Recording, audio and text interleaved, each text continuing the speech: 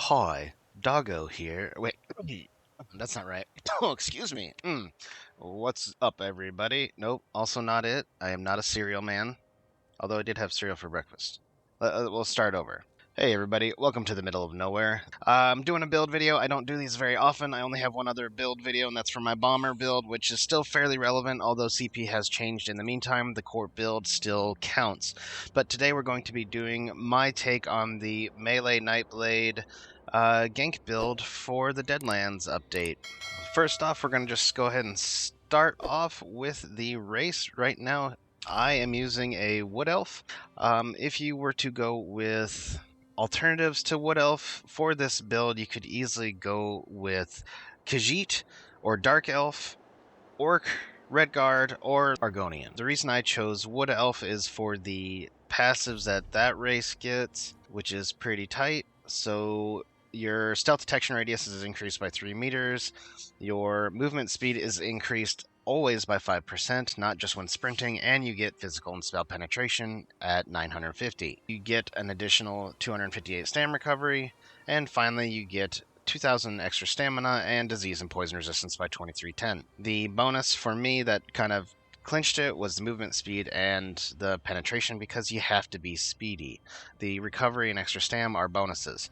For me, my second pick would be a Dark Elf, because you get stamina, you get magicka, you get burn resistance, which is going to help you against siege, DKs, any other fire user, and then also you get that increase in weapon damage by, I think, like 258 as well. So the reason for Khajiit is they're kind of a mix between Wood Elf and Dark Elf, in that you get some stats, you get all 3 recoveries, but the most important thing, and especially when a gank on the opening hit, you get that increased crit damage. The other races that I rank kind of at the bottom are still viable options as well, with probably my 4th pick overall being the Argonian. Orc and Redguard are still also good in their own right, but again, this is completely up to you. I just chose Wood Elf because I really like the passives that they get, but again, I think with my Dark Elf, I wouldn't mind trying this as well. Now that we have races out of the way, let's go ahead and talk about the gear that you'll be using with this build. I am using 7-piece medium. I have tinkered with 1-piece light. I didn't really care for the reduction. Yes, you get more crit. Yes, you get more penetration, but I'd rather have the extra damage and the recoveries and all the other goodness that medium brings. So it's 7-piece medium. Every single one is divines. Every single one is tri-stat for the enchantment. So this can get a bit pricey. For our top, our 2-piece, we are using a 2-piece monster set. That is Balorgh's. The buff to that is weapon damage, and then of course when you use an ulti, you gain weapon and spell damage, and up to 500. So if you have 500 ultimate, you're getting 500 weapon damage, and you get penetration equal to 23 times the amount, and it lasts for 12 seconds. If you're only using, let's say you only have the minimum for an end cap, right? So 70, 77, depending on what you're using, or if you're vamp or not. You'll not get that much weapon damage, but you're going to get a lot more penetration, and the penetration will help you no matter what, so that's a good thing. Our next set is Deadlands Assassin. This is a weapon damage, stamina, and then 200 more weapon damage. And then when you open up with a heavy attack, you proc damage, so you throw some knives at people, and I believe this is on the crit set, so this can crit. If they are below 50% when this procs, they also get hit with an additional dot, which is kind of nice. The reason I chose this set is because of that more or less 400 and almost 60 weapon damage is really nice. The proc is just an added bonus. Main set is Kalurians. Because of the Deadlands change, it's more or less a hybrid set now, so you get crit, weapon damage, and spell damage, more crit, and on a crit with a light and heavy attack, you will do X damage. As you can see here unbuffed, I'm doing 12.5k damage. Of course, Battle Spirit takes that into account, blah, blah, blah, but I have seen this crit for anywhere up to like 15k damage on somebody. It's pretty cool. We're using 2 Nirnhone maces. The maces give us penetration from our dual wield passive. The Nirnhone gives us more damage. You can swap this out for swords sharpened if you really want, but it kind of washes out because of the passive for that. You could also do 1 sword, 1 mace, and then mess with your sharpen and Nirnhone traits there. That's up to you. Our back bar is a 2-handed vat. It is powered. It really doesn't matter the trait here. You could actually go infused. I would probably recommend it. I rarely hit anyone with my back bar. It's truly just a buff bar.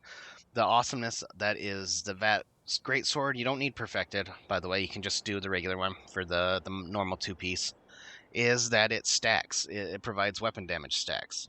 So how to get stacks: every time you activate a stamina ability while in combat, you generate a stack of frenzy momentum that lasts 20 seconds. Each stack gives you 30 damage, and you can stack it up to 10 times. That's 300 extra weapon damage. Also, of note, if you're sieging, you're in combat, right? So every time you re-rally or hit another stamina ability, even if you're not fighting anything, but you're sieging and in combat, you can kind of preload that stack, which is pretty cool. Once you hit 5 stacks and you do a heavy attack, it consumes all of those and it deals an AoE damage, which is nice. It's really not the point of why I wouldn't rely on that to kind of help you get kills. It's really getting that 300 weapon damage that makes it really nice. So that's really the gear. Alternative gears that you could use. If you don't want to use Deadlands, you could go with New Moons. However, your cost increases there. What New Moons brings is a bit more damage. So with New Moons, you get crit, weapon damage, more penetration, which is awesome, and a boatload more weapon damage. So you're looking at a roughly 130 more weapon damage over Deadlands. You won't have the proc, and your abilities are increased by 5%. I don't know how much equivalent damage that penetration would give you, but it's pretty nice as well. The reason I stuck with Deadlands and Clarions is because, yes, Deadlands is on the new proc cooldown table, but guess what? Clarions is not. So you can get both to proc pretty much at the same time.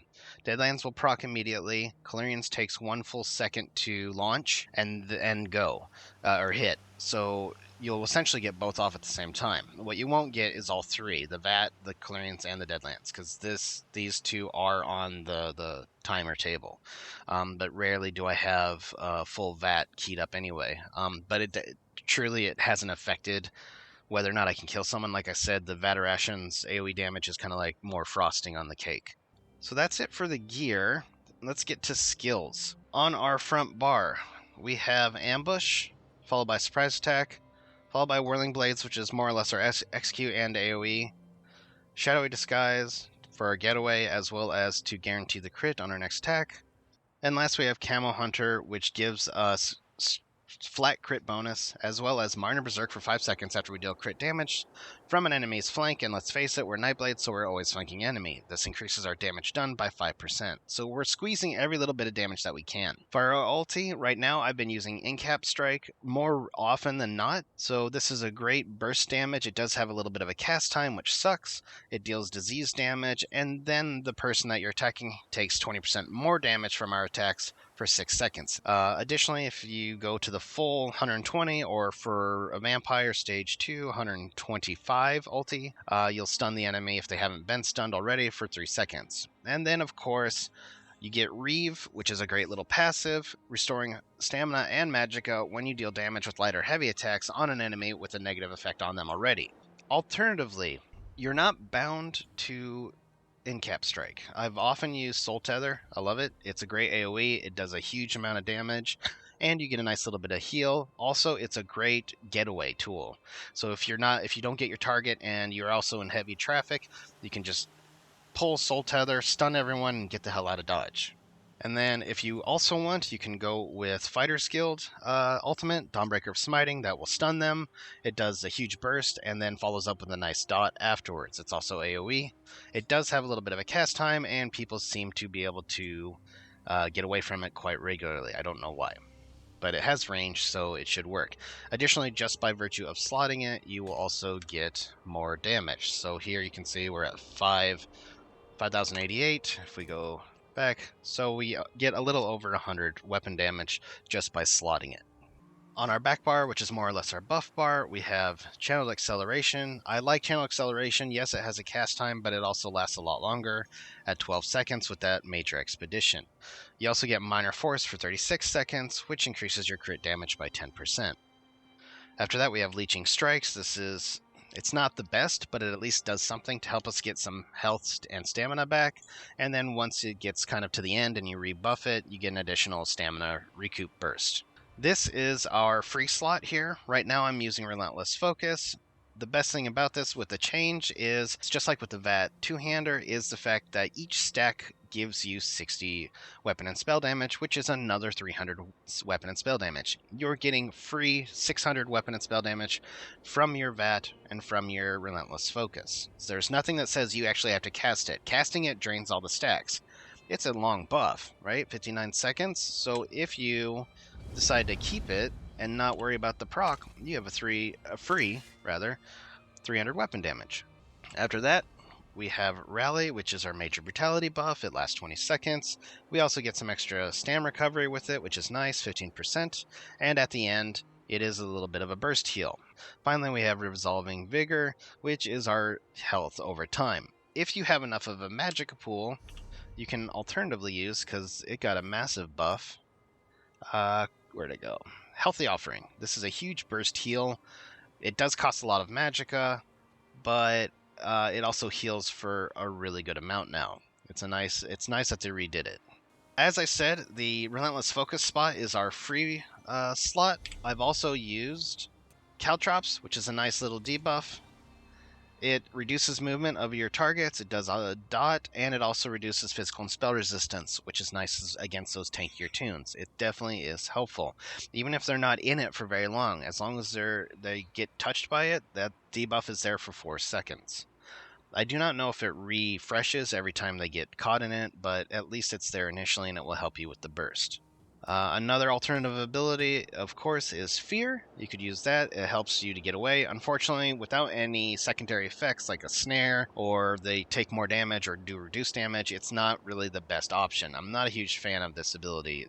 ZOS really needs to tweak it. And then finally, you can do Shadow Image. Shadow Image is great because you can place it. It's more or less a little dot, and then if you need to get back and get away, you can just teleport away, and you're good to go. It also inflicts minor maim, which means your target will do less damage to you, and so that's nice as well. Of course, anytime you activate a Shadow ability, you get major resolve, I want to say. Yeah, there you go. So you get major resolve, which is almost constantly up anyway because we're using surprise attack and cloak about every 2 seconds. Oh, I forgot about the ulti. I'm using Ice Comment. It's a massive burst. It's funny to watch people bounce in the air, and it does a heck of a lot of damage. I've killed people with it just alone, and it's pretty much our only range option, minus not counting Relentless Focus on this build. So it's good in a pinch, and it's like I said, it's just fun. You can use the 𝐂𝐤𝐬𝐿 ulti if you want, right here. Temporal Guard, Temporal Guard. That way you have some minor protection, as well as you give yourself a little bit of a rewind. That is up to you. That is the skills. Obviously, with this, you're going to want every single passive. All the passives of a Nightblade, especially in the Assassination, really all of them, lend to you being a better ganker. We are using 𝐼𝐬𝐻𝐿 Takeaway Broth. This is max health, health recovery, max stamina, stam recovery. It's really good food. The alternative and cheaper, I'm just going to have eat that. The alternative and cheaper version would be Dubious Camoran Throne. You get slightly less stamina and stam recovery and slightly less health. So the 𝐼𝐬𝐻𝐿 Broth is nice because you get also a little bit of recovery, but we're a vampire, our recovery is crap anyway. Speaking of, you only need to be phase 2 vampire. If we're looking at our stats, just base, and let me see how many scrolls we have. We might have none. Okay, we good. We have... Alright, good. This is an even playing ground. So we have our just 2 scrolls. Alright, so... As you can see, our stats, just with 2 scrolls, no buffs, no continuous attack, 16.2k magicka, recovery, 26.5k health. That's on our back bar. If I go to my front bar, 27.2k health, and our magicka is actually reduced by 1500, something like that. So yeah, our stamina is at 28.3k. You don't really want to go lower than this. Our recovery right now is at 1700. We can get this up to about 2200. Our weapon crits at 38.4. It's not the greatest, but again, you're using cloak to get that guaranteed crit hit. Our weapon damage is at 4960. That is at a base. There it is. It's at 5800 with just rally. If we cloak,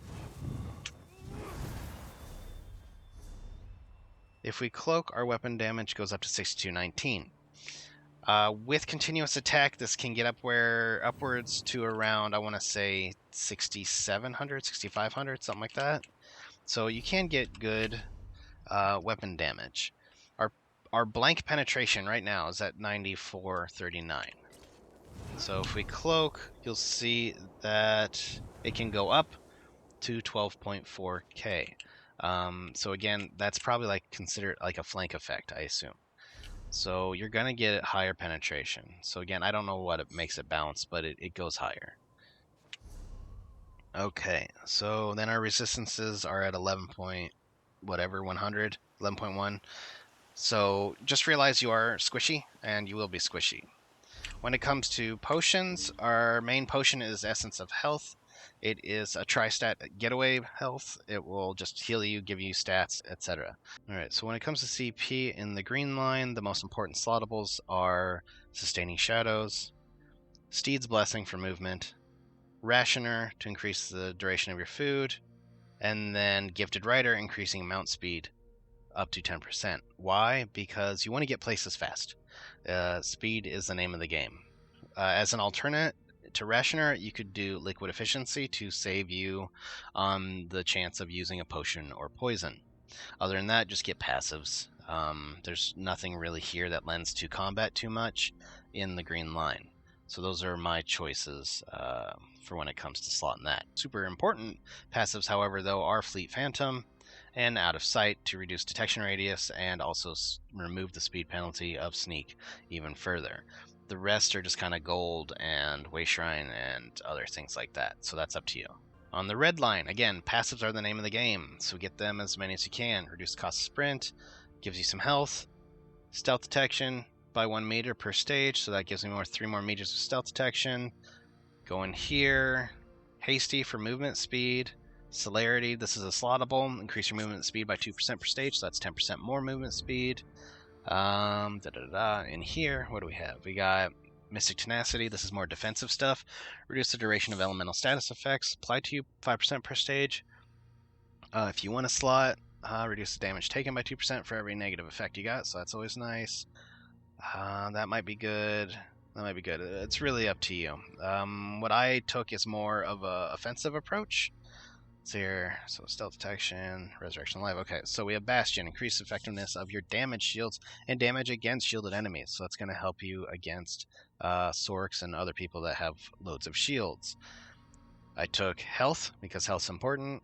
You don't have to. You can instead increase your armor if you want. I really didn't find that much of a difference having more armor, so I went with more health. And then recovery, always good to have as well. Additional notable slottables that you might like would be every time you kill someone, get some stamina back, or magicka back. Depends. Like, we have a low magicka pool, so this actually might be a good, like, not necessarily common used one. And then, of course, get the block ones too, because you never know, you might block. They're passive, so it doesn't affect you. You could also, if you want, use crowd control immunity increases. That's always a good alternative as well. Slippery is a good passive one, except it has a timer, so you automatically break free at no cost when you get every 21 seconds when you get hit with the crowd control ability. Now we're on to the blue line. For my slottables, everything goes to lend to that gank. So we have Backstabber, increase crit damage done by up to 15% against enemies you are flanking. We're Nightblades, we're going to be flanking, so that's just a no-brainer to me. Fighting Finesse, increase your crit damage and critical healing done up to 10%. Always good, more crit damage on top of our passives. Deadly Aim, increase your damage done with single target attacks by 2%, so again 10%. Most of our attacks are single target. Master at Arms, increase damage done with direct damage attacks. So Incap is a direct damage. The initial burst from Tether is a direct damage. The initial burst from Dawnbreaker is a direct damage. Your heavy attacks, I think, are considered direct damage. They should be. And then Calurians and Deadlands, the burst should also be considered that as well. So that should be covered all under that. And then you have some passives. Get some magicka, grant some magicka, crit chance. What else we got? Stamina. I think that's that for in there. This one will give you health, so you're healing, so though 2%, it's not a lot, but every little bit helps when it comes to the rally and vigor, because they're not super strong heals. Then we have increase our healing taken, so that's always nice. Reduce damage we take from martial attacks. Reduce damage taken from non-player attacks, so that actually you don't need if you're a straight only PvPer. Reduce, but also it does help against guards. Reduce the damage taken from magical attacks. So these are nice passives to have if you can afford it. That's a slot level. And then this one, let's see here. Offensive penetration, definitely get that. And then on one side is martial, one side's magical. I just dumped into all because I am using, I forgot to go over the enchants. I'll go over the enchants in a second. I am using magical based enchants. So 100, so you increase the chance to apply magical status effect by 30% per stage, so that's 60%. Grants 100 weapon and spell damage to your magical attacks. I don't think we actually have any magical attacks unless the Ice Comet is considered that, so that's kind of cool. So yeah, it is frost, so that ups your frost damage. Then we have increase your chance to martial status effects 30% per stage, and 100 weapon and spell damage to all your physical attacks. So physical, poison, disease, bleed damage. So again, that's going to lend to your heavy attacks, which are considered physical, your whirling blades, your in-cap, etc., etc. So the passives, honestly, if you're low on CP, passives are the first thing to get. Then you go for immediately for your slottables. That's my opinion. Additionally, also, and I haven't really tinkered with this too much. Weapons expert, increase your damage done with light and heavy attacks up by 3% per stage. So 1, 2, 3, 4, 5. So another 15%. Because we're opening up with a light and heavy attack, it might be worth it. That's up to you. And that seems to be it for CP. And let me go over my weapon enchants real quick. We have the Oblivion 𝐒𝐭𝐤 one that they changed. It now does 1,140 magic damage and restores some health, magic, and stamina. It's not a lot, but over longer fights it can help and come in handy. Our second one is shock damage. Shock damage will make someone concussed, which means they take more damage. So if you're not opening up with your ambush, which does provide that same bonus, the minor vulnerability, then that concussion will do the same thing. On our back bar, it's just literally physical damage and get some stamina back. Again, I don't attack hardly ever with my two-hander, so that enchant can be anything. It can be health, it can be weapon damage, increased weapon damage, so if you need to just swap it over and blap it. If you do that, I would recommend doing the infused trait instead of powered, though. So that's that.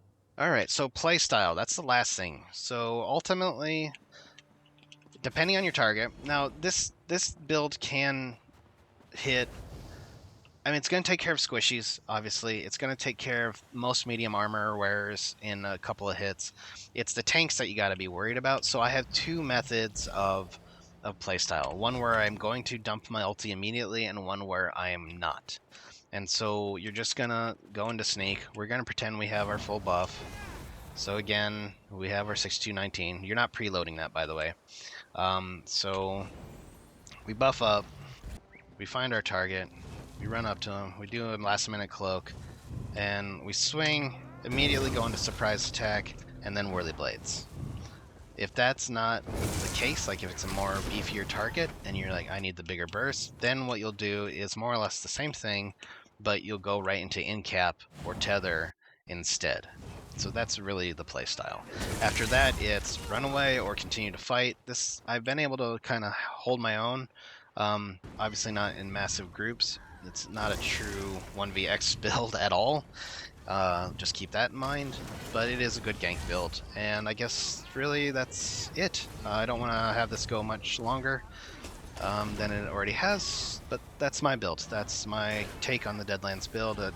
I used it before Deadlands when 𝐒𝐤𝐤𝐿ions didn't have the weapon damage added, and it still hit pretty hard.